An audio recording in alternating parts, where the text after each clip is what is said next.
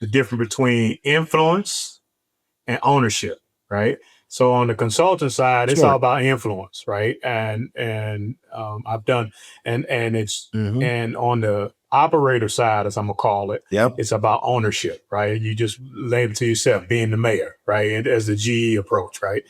What does ownership Yep. require that advisory work does not? The answer to that is what makes a good consultant. Right? That's a great question. I think so ownership and influence is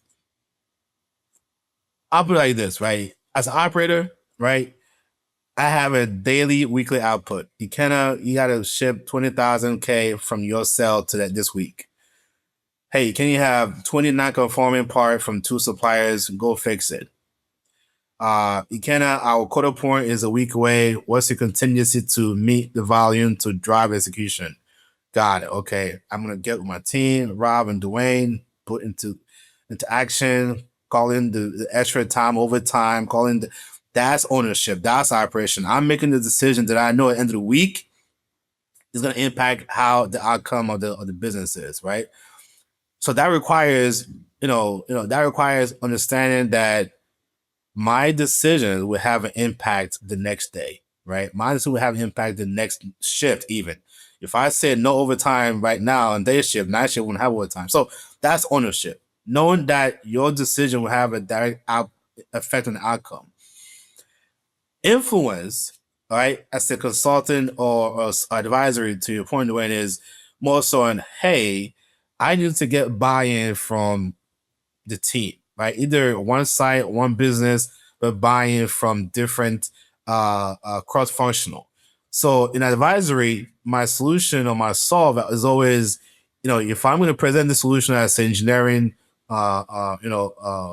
software or engineering solution, how would that impact the quality of the team? Is there a quality in tying to that engineering solve? Operation, what's the interface for operation to receive this engineering content? So it's really about getting multiple views or multiple insight from different people and putting it together. Right now, once you do that as advisory, you kind of step back and let the execution team come in. Right, you have the execution team who are the project delivery, who are the project managers, and for the most part, they're not there right every day. And the consulting piece of it, like I say, we deliver the roadmap. We deliver sometimes. Some firms have delivery, execution. They have, shop floor managers who run those plans. Some don't.